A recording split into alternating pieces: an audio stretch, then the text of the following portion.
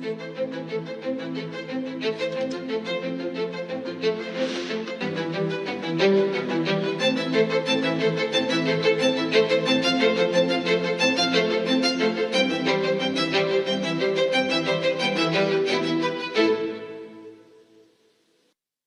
प्यारे देशवासियों, नमस्कार। आज जब मैं आपसे मन की बात कर रहा हूं, तो मन में गहरी पीड़ा है। 22 अप्रैल को पहलगाम में हुई आतंकी वारदात ने देश के हर नागरिक को दुख पहुंचाया है। पीड़ित परिवारों के प्रति हर भारतीय के मन में गहरी संवेदना है। भले वो किसी भी राज्य का हो, वो कोई भी भाषा बोलता हो, लेकिन वो उन लोगों के दर्द को महसूस कर रहा है जिन्होंने इस हमले में अपने परिजनों को खोया है। मुझे एहसास है, हर भारतीय का खून आतंकी हमले की तस्वीरों को देखकर खौल रहा है। पहलगाम में हुआ यह हमला आतंक के सरपरस्तों की हताशा को दिखाता है, उनकी कायरता को दिखाता है।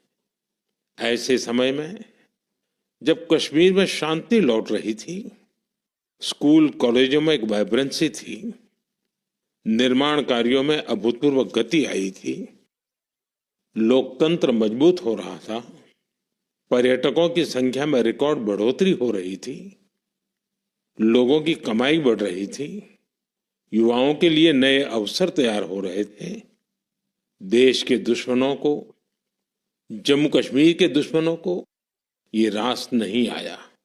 आतंकी और आतंक के आका चाहते हैं कश्मीर फिर से तबाह हो जाए, और इसलिए इतनी बड़ी साजिश को अंजाम दिया। आतंकवाद के खिलाफ इस युद्ध में देश की एकता, 140 करोड़ भारतीयों की एकजुटता हमारी सबसे बड़ी ताकत है। यही एकता आतंकवाद के खिलाफ हमारी निर्णायक लड़ाई का आधार है। हमें देश के सामने आई इस चुनौती का सामना करने के लिए अपने संकल्पों को मजबूत करना है। हमें एक राष्ट्र के रूप में दृढ़ इच्छा शक्ति का प्रदर्शन करना है।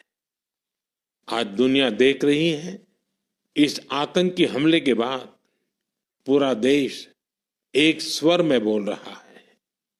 साथियों, भारत के हम लोगों में जो आक्रोश है, वो आक्रोश पूरी दुनिया में है। इस आतंकी हमले के बाद लगातार दुनिया भर से संवेदनाएं आ रही हैं। मुझे भी ग्लोबल लीडर्स ने फोन किए हैं, पत्र लिखे हैं, संदेश भेजे हैं। इस जघन्य तरीके से किए गए आतंकी हमले की सबने कठोर निंदा की है। उन्होंने मृतकों के परिवारजनों के प्रति संवेदनाएं प्रकट की है। पूरा विश्व आतंकवाद के खिलाफ हमारी लड़ाई में 140 करोड़ भारतीयों के साथ खड़ा है। मैं पीड़ित परिवारों को फिर भरोसा देता हूं, उन्हें न्याय मिलेगा, न्याय मिलकर रहेगा। इस हमले के दोषियों और साजिश रचने वालों को कठोरतम जवाब दिया जाएगा। साथियों, 2 दिन पहले हमने देश के महान वैज्ञानिक डॉक्टर के कस्तूरीरंगन जी को खो दिया है। जब भी कस्तूरीरंगन जी से मुलाकात हुई, हम भारत के युवाओं के टैलेंट, आधुनिक शिक्षा, स्पेस साइंस, ऐसे विषयों पर काफी चर्चा करते थे। विज्ञान, शिक्षा और भारत के अंतरिक्ष कार्यक्रम को नई ऊंचाई देने में उनके योगदान को हमेशा याद किया जाएगा। उनके नेतृत्व में इसरो को एक नई पहचान मिली। उनके मार्गदर्शन में जो स्पेस प्रोग्राम आगे बढ़े, उससे भारत के प्रयासों को ग्लोबल मान्यता मिली। आज भारत जिन सैटेलाइट्स का उपयोग करता है, उनमें से कई डॉक्टर कस्तूरीरंगन की देखरेख में ही लॉन्च की गई थी। उनके व्यक्तित्व की एक और बात बहुत खास थी, जिससे युवा पीढ़ी उनसे सीख सकती है। उन्होंने हमेशा इनोवेशन को महत्व दिया। कुछ नया सीखने, जानने और नया करने का विजन बहुत प्रेरित करने वाला है। डॉक्टर के कस्तूरीरंगन जी ने देश की नई राष्ट्रीय शिक्षा नीति तैयार करने में भी बहुत बड़ी भूमिका निभाई थी। डॉक्टर कस्तूरीरंगन 21वीं सदी की आधुनिक जरूरतों के मुताबिक फॉरवर्ड लुकिंग एजुकेशन का विचार लेकर आए थे। देश की निस्वार्थ सेवा और राष्ट्र निर्माण में उनके योगदान को हमेशा याद किया जाएगा। मैं डॉक्टर के कस्तूरीरंगन जी को विनम्र भाव से श्रद्धांजलि अर्पित करता हूं। मेरे प्यारे देशवासियों, इसी महीने अप्रैल में आर्यभट्ट सैटेलाइट की लॉन्चिंग के 50 वर्ष पूरे हुए हैं। आज जब हम पीछे मुड़कर देखते हैं, 50 वर्षों की इस यात्रा को याद करते हैं, तो लगता है हमने कितनी लंबी दूरी तय की है। अंतरिक्ष में भारत के सपनों की ये उड़ान एक समय केवल हौसलों से शुरू हुई थी। राष्ट्र के लिए कुछ कर गुजरने का जज्बा पाले कुछ युवा वैज्ञानिक, उनके पास न तो आज जैसे आधुनिक संसाधन थे, न ही दुनिया की टेक्नोलॉजी तक वैसी पहुंच थी। अगर कुछ था तो वो था प्रतिभा, लगन, मेहनत और देश के लिए कुछ करने का जज्बा। बैलगाड़ियों और साइकिलों पर क्रिटिकल इक्विपमेंट को खुद लेकर जाते हमारे वैज्ञानिकों की तस्वीरों को आपने भी देखा होगा। उसी लगन और राष्ट्र सेवा की भावना का नतीजा है कि आज इतना कुछ बदल गया है। आज भारत एक ग्लोबल स्पेस पावर बन चुका है। हमने एक साथ 104 सैटेलाइट का लॉन्च करके रिकॉर्ड बनाया है। हम चंद्रमा के साउथ पोल पर पहुंचने वाले पहले देश बने हैं। भारत ने मार्स ऑर्बिटर मिशन लॉन्च किया है और हम आदित्य L1 मिशन के जरिए सूरज के काफी करीब तक पहुंचे हैं। आज भारत पूरी दुनिया में सबसे ज्यादा कॉस्ट इफेक्टिव लेकिन सक्सेसफुल स्पेस प्रोग्राम का नेतृत्व कर रहा है। दुनिया के कई देश अपनी सैटेलाइट्स और स्पेस मिशन के लिए इसरो की मदद लेते हैं। साथियों, हम जब इसरो द्वारा किसी सैटेलाइट का लॉन्च देखते हैं तो हम गर्व से भर जाते हैं। ऐसी ही अनुभूति मुझे तब हुई जब मैं 2014 में PSLV C-23 की लॉन्चिंग का साक्षी बना था। 2019 में चंद्रयान-2 की लैंडिंग के दौरान भी मैं बेंगलुरु के इसरो सेंटर में मौजूद था। उस समय चंद्रयान को वो अपेक्षित सफलता नहीं मिली थी। तब वैज्ञानिकों के लिए वो बहुत मुश्किल घड़ी थी, लेकिन मैं अपनी आंखों से वैज्ञानिकों के धैर्य और कुछ कर गुजरने का जज्बा भी देख रहा था। और कुछ साल बाद पूरी दुनिया ने भी देखा कैसे उन्हीं वैज्ञानिकों ने चंद्रयान-3 को सफल करके दिखाया। साथियों, अब भारत ने अपने स्पेस सेक्टर को प्राइवेट सेक्टर के लिए भी ओपन कर दिया है। आज बहुत से युवा स्पेस स्टार्टअप में नए झंडे लहरा रहे हैं। 10 साल पहले इस क्षेत्र में सिर्फ एक कंपनी थी, लेकिन आज देश में 325 से ज्यादा स्पेस स्टार्टअप काम कर रहे हैं। आने वाला समय स्पेस में बहुत सारी नई संभावनाएं लेकर आ रहा है। भारत नई ऊंचाइयों को छूने वाला है। देश गगनयान, स्पेडेक्स और चंद्रयान-4 जैसे कई अहम मिशन की तैयारियों में जुटा है। हम वीनस ऑर्बिटर मिशन और मार्स लैंडर मिशन पर भी काम कर रहे हैं। हमारे स्पेस साइंटिस्ट अपने इनोवेशन से देशवासियों को नए गर्व से भरने वाले हैं।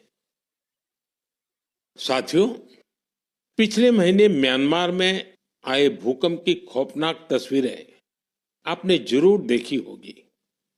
भूकंप से वहां बहुत बड़ी तबाही आई। मलबे में फंसे लोगों के लिए एक एक सांस, एक एक पल कीमती था। इसलिए भारत ने म्यांमार के हमारे भाई बहनों के लिए तुरंत ऑपरेशन ब्रह्मा शुरू किया। एयरफोर्स के एयरक्राफ्ट से लेकर नेवी के शिप्स तक म्यांमार की मदद के लिए रवाना हो गए। वहां भारतीय टीम ने एक फील्ड हॉस्पिटल तैयार किया। इंजीनियरों की एक टीम ने अहम इमारतों और इंफ्रास्ट्रक्चर्स को हुए नुकसान का आकलन करने में मदद की। भारतीय टीम ने वहां कंबल, टेंट, स्लीपिंग बैग, दवाइयां, खाने पीने के सामान के साथ ही और भी बहुत सारी चीजों की सप्लाई की। इस दौरान भारतीय टीम को वहां के लोगों से बहुत सारी तारीफ भी मिली। साथियों, इस संकट में साहस, धैर्य और सूझबूझ के कई दिल छू जाने वाले उदाहरण सामने आए। भारत की टीम ने 70 वर्ष से ज्यादा उम्र की एक बुजुर्ग महिला को बचाया, जो मलबे में 18 घंटों से दबी हुई थी। जो लोग अभी टीवी पर मन की बात देख रहे हैं, उन्हें उस बुजुर्ग महिला का चेहरा भी दिख रहा होगा। भारत से गई टीम ने उनके ऑक्सीजन लेवल को स्टेबल करने से लेकर फ्रैक्चर के ट्रीटमेंट तक इलाज की हर सुविधा उपलब्ध कराई। जब इस बुजुर्ग महिला को अस्पताल से छुट्टी मिली तो उन्होंने हमारी टीम का बहुत आभार जताया। वो बोली कि भारतीय बचाव दल की वजह से उन्हें नया जीवन मिला है। बहुत से लोगों ने हमारी टीम को बताया कि उनकी वजह से वो अपने दोस्तों और रिश्तेदारों को ढूंढ पाए। साथियों, भूकंप के बाद म्यांमार में मांडले की एक मॉनेस्ट्री में भी कई लोगों के फंसे होने की आशंका थी। हमारे साथियों ने यहां भी राहत और बचाव अभियान चलाया। इसकी वजह से उन्हें बौद्ध भिक्षुओं का ढेर सारा आशीर्वाद मिला। हमें ऑपरेशन ब्रह्मा में हिस्सा लेने वाले सभी लोगों पर बहुत गर्व है। हमारी परंपरा है, हमारे संस्कार है, वसुधैव कुटुंबकम की भावना। पूरी दुनिया एक परिवार है।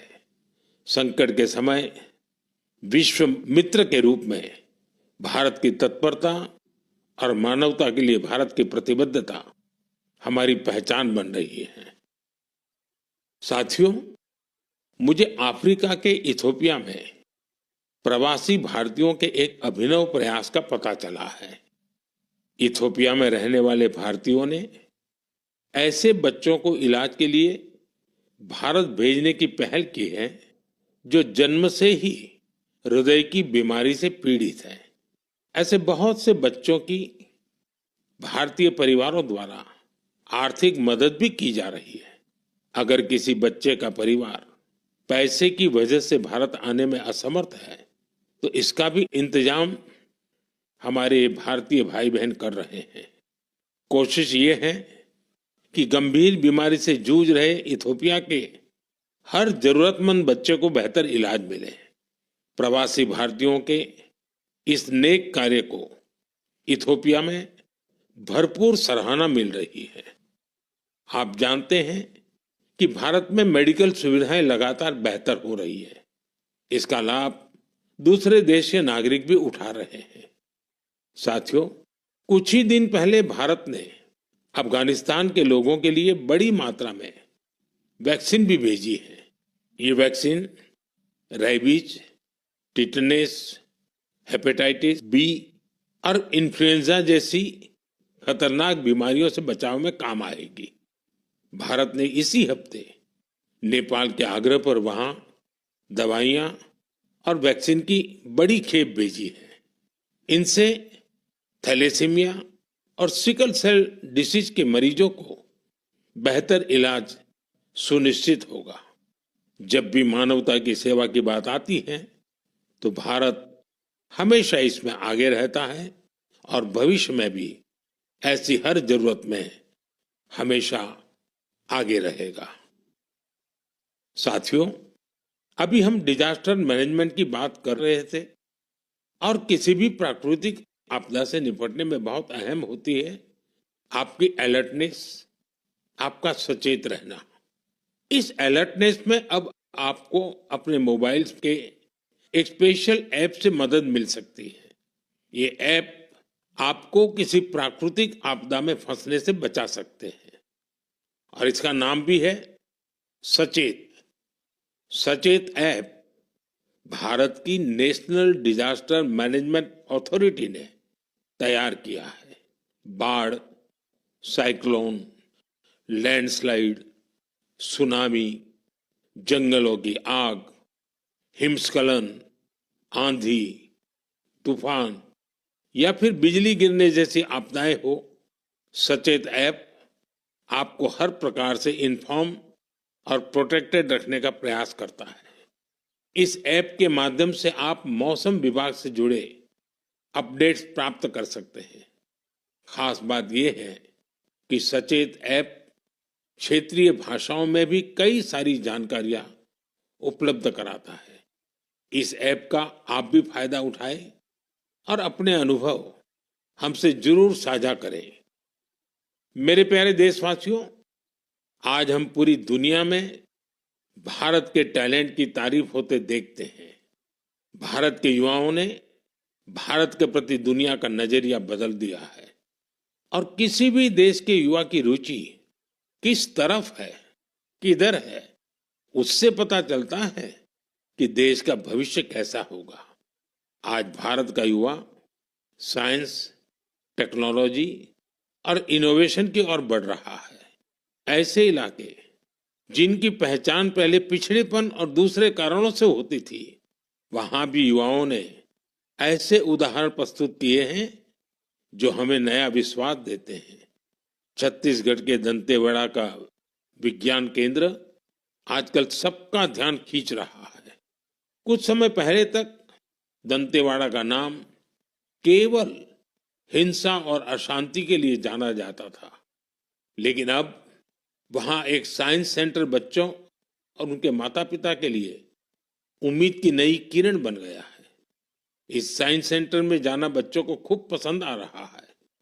वे अब नई नई मशीनें बनाने से लेकर टेक्नोलॉजी का उपयोग करके नए प्रोडक्ट्स बनाना सीख रहे हैं।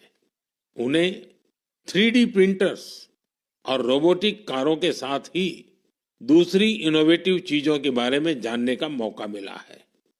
अभी कुछ समय पहले मैंने गुजरात साइंस सिटी में भी साइंस गैलरीज का उद्घाटन किया था।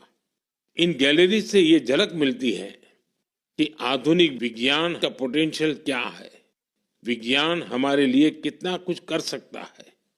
मुझे जानकारी मिली है कि इन गैलरीज को लेकर वहां बच्चों में बहुत उत्साह है। साइंस और इनोवेशन के प्रति ये बढ़ता आकर्षण जरूर भारत को नई ऊंचाई पर ले जाएगा।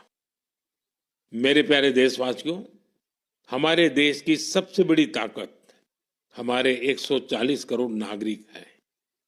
उनका सामर्थ्य है, उनकी इच्छा शक्ति है। और जब करोड़ों लोग एक साथ किसी अभियान से जुड़ जाते हैं तो उसका प्रभाव बहुत बड़ा होता है। इसका एक उदाहरण है एक पेड़ मां के नाम। ये अभियान उस मां के नाम है जिसने हमें जन्म दिया, और ये उस धरती मां के लिए भी है जो हमें अपनी गोद में धारण किए रहती है। साथियों, 5 जून को विश्व पर्यावरण दिवस पर इस अभियान के 1 साल पूरे हो रहे हैं। इस 1 साल में इस अभियान के तहत देश भर में मां के नाम पर 140 करोड़ से ज्यादा पेड़ लगाए गए हैं। भारत की इस पहल को देखते हुए देश के बाहर भी लोगों ने अपनी मां के नाम पर पेड़ लगाए हैं। आप भी इस अभियान का हिस्सा बने ताकि 1 साल पूरा होने पर अपनी भागीदारी पर आप गर्व कर सकें। साथियों, पेड़ों से शीतलता मिलती है, पेड़ों की छांव में गर्मी से राहत मिलती है, ये हम सब जानते हैं। लेकिन बीते दिनों मैंने इसी से जुड़ी एक और ऐसी खबर देखी जिसने मेरा ध्यान खींचा। गुजरात के अहमदाबाद शहर में पिछले कुछ वर्षों में 70 लाख से ज्यादा पेड़ लगाए गए हैं। इन पेड़ों ने अहमदाबाद में ग्रीन एरिया काफी बढ़ा दिया है। इसके साथ साथ साबरमती नदी पर रिवरफ्रंट बनने से और कांकरिया झील जैसे कुछ झीलों के पुनर्निर्माण से यहाँ वाटर बॉडीज की संख्या भी बढ़ गई है। अब न्यूज रिपोर्ट्स कहती हैं कि बीते कुछ वर्षों में अहमदाबाद ग्लोबल वार्मिंग से लड़ाई लड़ने वाला प्रमुख शहरों में से एक हो गया है। इस बदलाव को, वातावरण में आई शीतलता को वहां के लोग भी महसूस कर रहे हैं। अहमदाबाद में लगे पेड़ वहां नई खुशहाली लाने की वजह बन रहे हैं। मेरा आप सबसे फिर आग्रह है कि धरती की सेहत ठीक रखने के लिए, क्लाइमेट चेंज की चुनौतियों से निपटने के लिए और अपने बच्चों का भविष्य सुरक्षित करने के लिए पेड़ जरूर लगाएं। एक पेड़ मां के नाम। साथियों, एक बड़ी पुरानी कहावत है, जहां चाह वहां राह। जब हम कुछ नया करने की ठान लेते हैं तो मंजिल भी जरूर मिलती है। आपने पहाड़ों में उगने वाले सेब तो खूब खाए होंगे, लेकिन अगर मैं पूछूं कि क्या आपने कर्नाटका के सेब का स्वाद चाखा है, तो आप हैरान हो जाएंगे।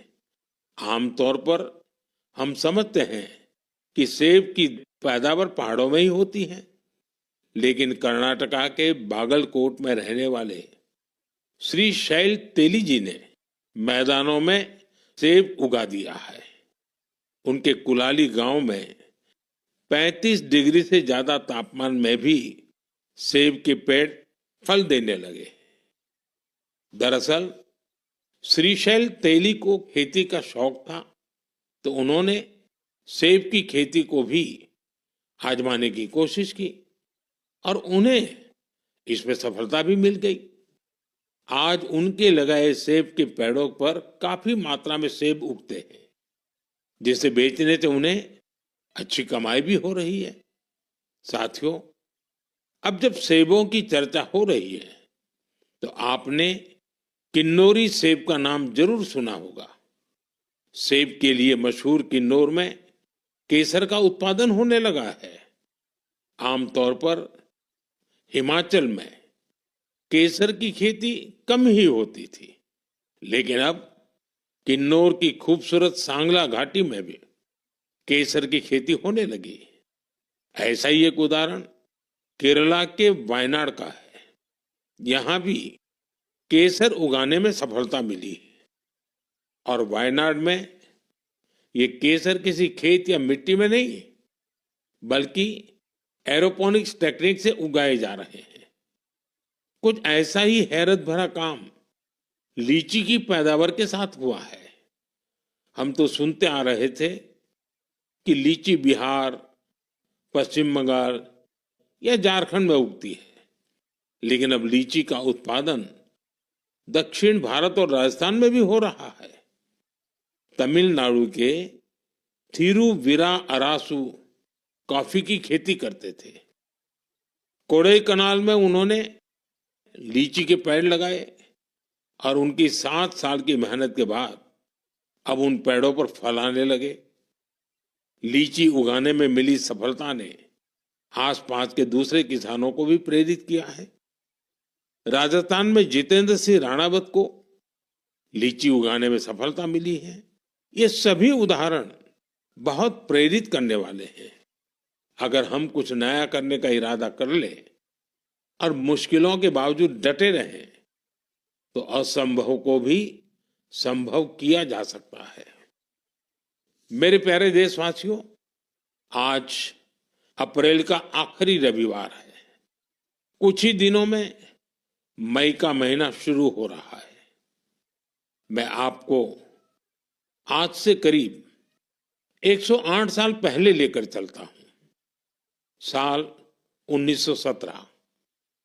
अप्रैल और मई के यही 2 महीने देश में आजादी की एक अनोखी लड़ाई लड़ी जा रही थी। अंग्रेजों के अत्याचार उफान पर थे। गरीबों, वंचितों और किसानों का शोषण अमानवीय स्तर को भी पार कर चुका था।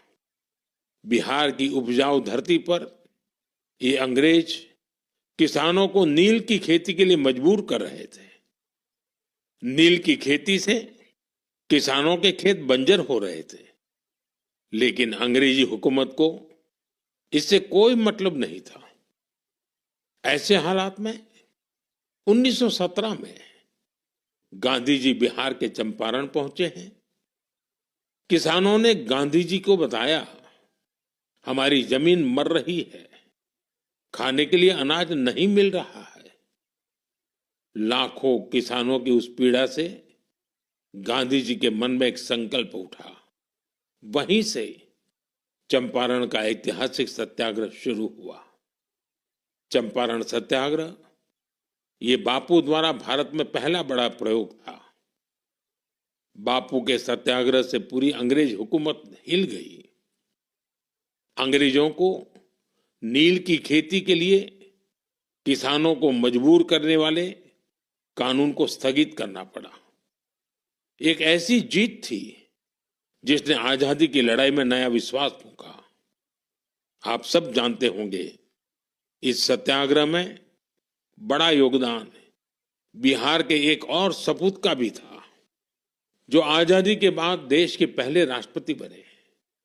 वो महान विभूति थे डॉक्टर राजेंद्र प्रसाद।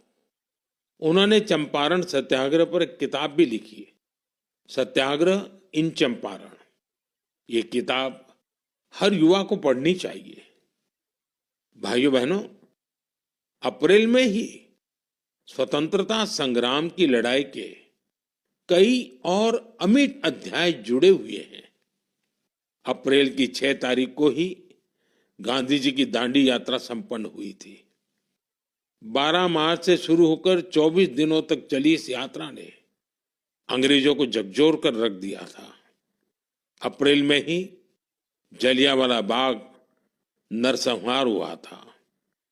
पंजाब की धरती पर इस रक्त रंजित इतिहास के निशान आज भी मौजूद है। साथियों, कुछ ही दिनों में 10 मई को प्रथम स्वतंत्रता संग्राम की वर्षगांठ भी आने वाली है। आजादी की उस पहली लड़ाई में जो चिंगारी उठी थी, वो आगे चलकर लाखों सेनानियों के लिए मशाल बन गई। अभी 26 अप्रैल को हमने 1857 की क्रांति के महान नायक बाबू वीर कुंवर सिंह जी की पुण्यतिथि भी मनाई है। बिहार के इन महान सेनानी से पूरे देश को प्रेरणा मिलती है। हमें ऐसे ही लाखों स्वतंत्रता सेनानियों की अमर प्रेरणाओं को जीवित रखना है।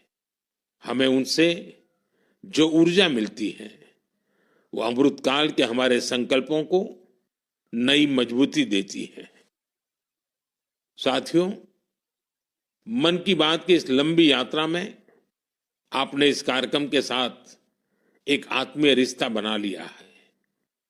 देशवासी जो उपलब्धियां दूसरों से साझा करना चाहते हैं, उसे मन की बात के माध्यम से लोगों तक पहुंचाते हैं।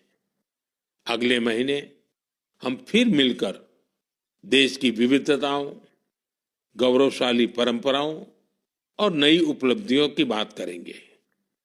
हम ऐसे लोगों के बारे में जानेंगे जो अपने समर्पण और सेवा भावना से समाज में बदलाव ला रहे हैं। हमेशा की तरह आप हमें अपने विचार और सुझाव भेजते रहिए। धन्यवाद।